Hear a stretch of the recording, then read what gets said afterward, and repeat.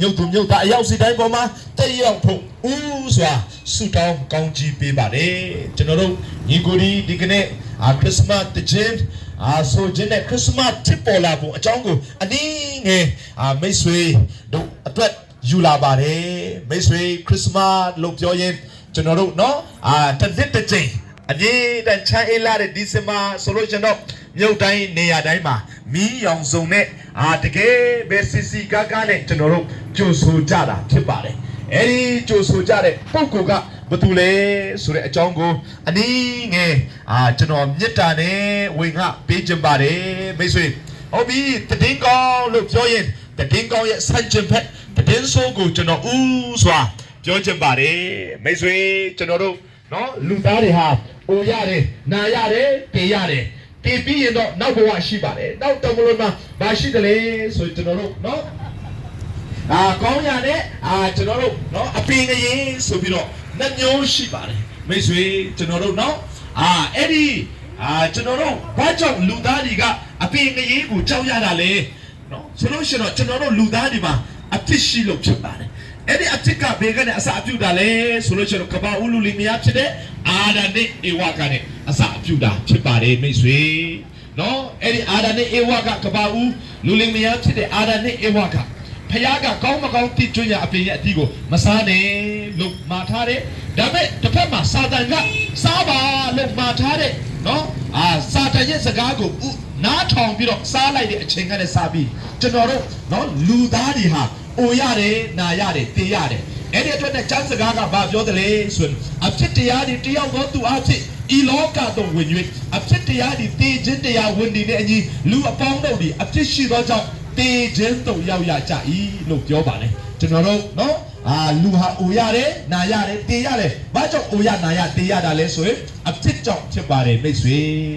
အဲ့တော့အိုရနာရတေးရပြီးသွားသလားဆိုမပြီးပါဘူးတမလွန်မှာကျွန်တော်တို့တရားစီရင်ခြင်းရှိပါတယ်ကျွန်တော်တို့နော်ကျမ်းစကားကတော့ဘာပြောတယ်လဲဆိုတော့လူဒီတစ်ခါတည်းတည်ရထို့တော့မှတရားစီရင်ခြင်းခံရမယ်လို့ပြောပါတယ်မိတ်ဆွေကဘာမှာကျွန်တော်တို့ဒီကောင်းတာလုပ်တာဒီနော်ကျွန်တော်တို့စူးစမ်းအားထုတ်ကြံ့ကြံတာဒီအားလုံးဟာတမလွန်မှာအပေကနဲ့လွတ်ဖို့ဖြစ်ပါတယ်အပေငရေမသွားဖို့အပေငရေကိုမသွားရဖို့ကျွန်တော်တို့ကနော်ကောင်းတာဒီလုပ်တယ်စူးစမ်းရတယ်နော်အဲ့ဒီအရာတွေကနော်တမလွန်မှာအပေကနဲ့လွတ်ဖို့စူးစမ်းတဲ့အရာတွေဖြစ်ပါတယ်ကျွန်တော်တို့မြန်မာစကားရှိပါတယ်နော်ကုသိုလ်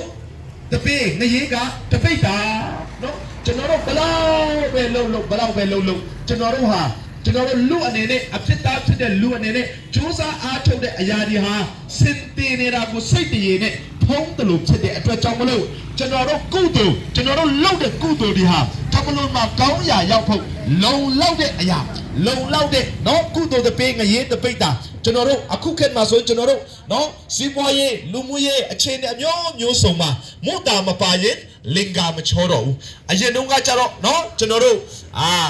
ကုသိုလ်တပိငရေတပိတ်တာဆိုတဲ့စကားရှိပေမဲ့အခုခေတ်ခုခါဆိုလို့ရှင်တော့ကုသိုလ်တပိငရေကဖေးတစည်းစာဖြစ်သွားတဲ့အခြေအနေတွေဖြစ်နေတာကိုကျွန်တော်တို့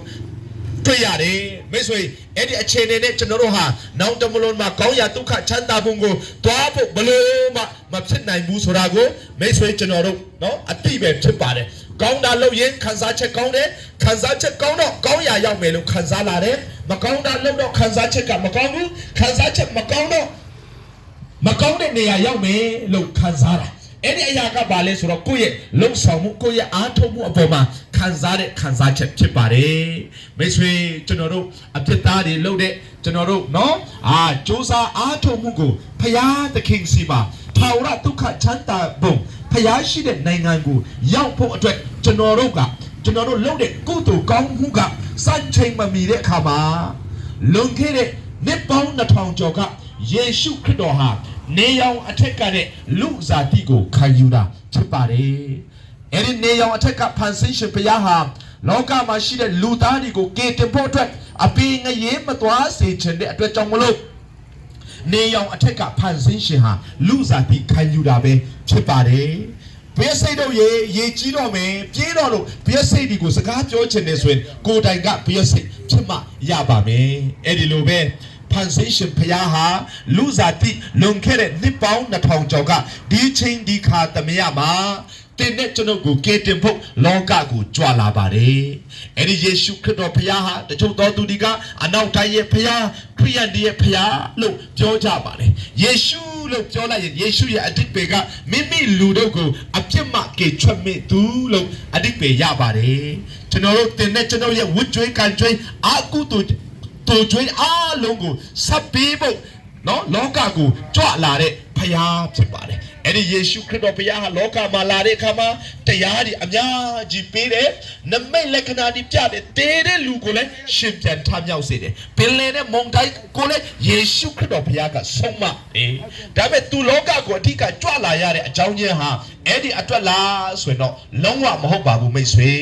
အဖြစ်တရားရဲ့အခသေးခြင်းတည်ဟူသောဒီနေ့ကျွန်တော်ရဲ့ဝတ်ကြွေးကန်ကြွေးအတွက်လက်ဝါးကားတိုင်းမှာအသေးခံပေးတယ်တကြိုချင်းခံတဲ့3ရက်မြောက်သောနေ့မှာရှင်ပြန်ထမြောက်ပြီးတော့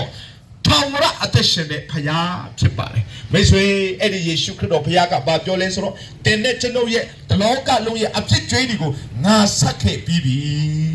အဖြစ်ကြွေးဆက်ပေးတဲ့အရှင်ယေရှုခရစ်တော်ဘုရားကိုယုံကြည်လက်ခံရင်အပေငရေကနဲ့လွတ်တယ်ဆိုတဲ့တည်င်းကောင်းလောက်ကောင်းတဲ့တည်င်းဤလောကနေအောင်အောက်မှာမရှိပါဘူးမိတ်ဆွေ